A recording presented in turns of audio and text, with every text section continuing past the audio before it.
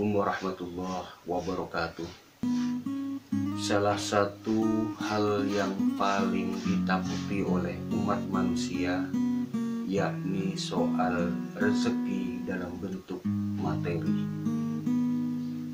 Ini sangat ditakutkan sekali oleh manusia.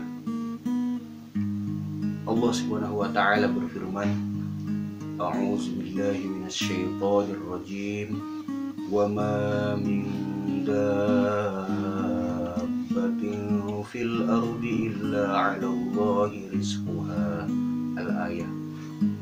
Dan tidaklah sesuatu yang dabbah di muka bumi kecuali Allah memberikan rezekinya.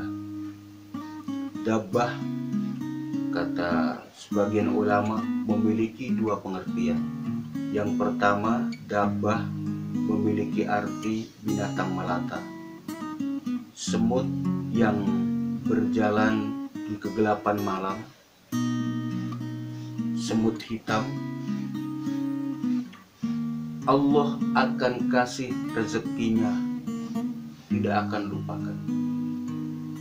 Binatang melata yang ada dalam laut dan berada di karang, Allah kasih rezekinya.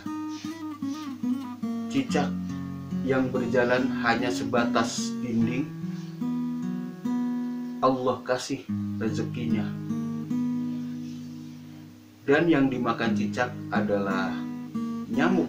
Nyamuk punya sayap, cicak tidak punya sayap. Namun Allah kuasa, cicak yang tidak punya sayap bisa memakan nyamuk yang bisa terbang. Dabbah yang kedua berarti usaha, ikhtiar, upaya, bekerja.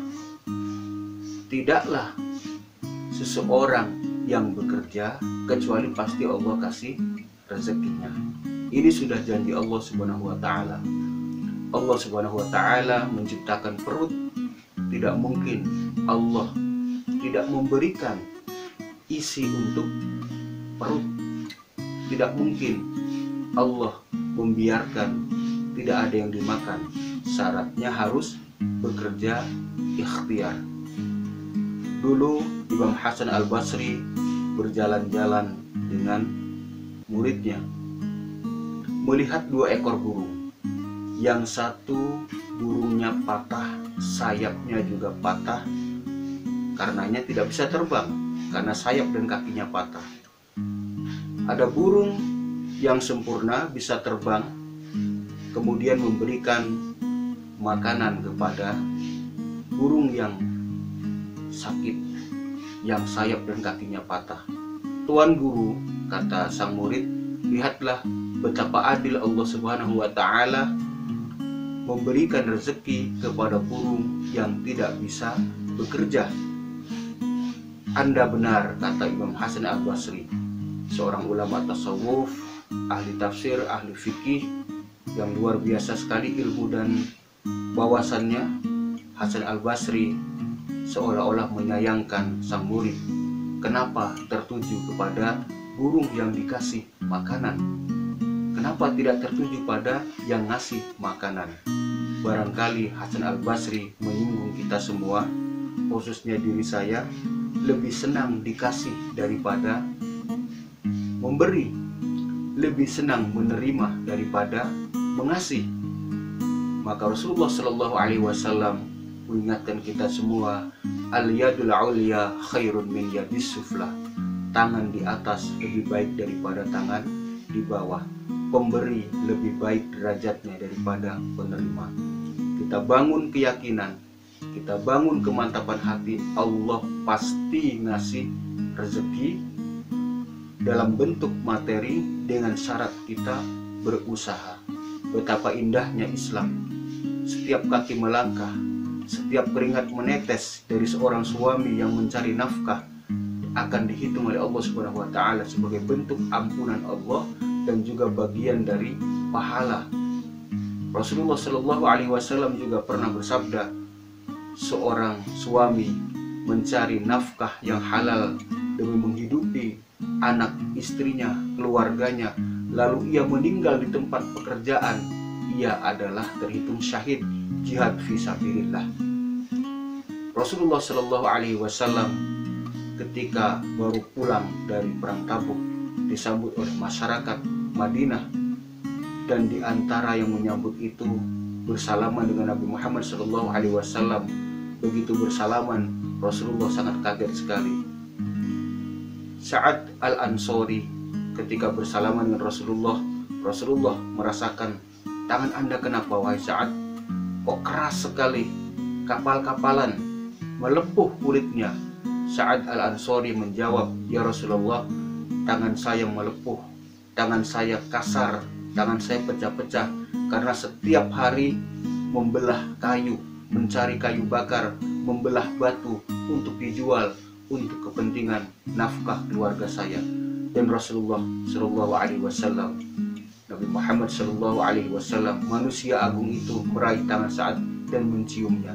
Ini sebuah isyarat, sebuah simbol betapa Islam sangat-sangat memuliakan rizki yang halal, sangat-sangat memuliakan rizki yang didapat dari diri sendiri, walaupun barangkali dari segi nominal tidak seberapa, tapi keberkahan akan ada. Man sakkar rizqo sakkar rozik. Siapa yang ragu akan rezeki dari Allah, berarti ia akan meragukan Allah Subhanahu wa Ta'ala. Siapa yang ragu akan dapat rezeki, ia meragukan kemahakuasaan Allah Subhanahu wa Ta'ala. Dan Allah Subhanahu wa Ta'ala sendiri Ar-Razzaq, maha memberi rezeki, Al-Ghani, maha kaya, Al-Mughni, maha memberikan kekayaan. Kita tidak ragu akan janji Allah Subhanahu wa Ta'ala. Wa may yattaqillaha yaj'al lahu makhraja wa yarzuqhu min haitsu la yahtasib. Siapa orang yang bertakwa kepada Allah, Allah pasti memberikan rezeki dari arah yang disangka-sangka maupun dari arah yang tidak disangka-sangka. Asalkan takwa. Apa takwa? Paling tidak memiliki arti imtisalu awamirillah wajtinabu nawahi, melaksanakan semua yang Allah perintahkan, meninggalkan semua yang Allah larang, sirra wa alaniyah, baik dalam keadaan rahasia maupun dalam keadaan ramai. Jadi takwa tidak saja urusannya ada di masjid, tapi takwa juga ada di luar masjid, di lapangan, di perjalanan, di tempat kerja kita.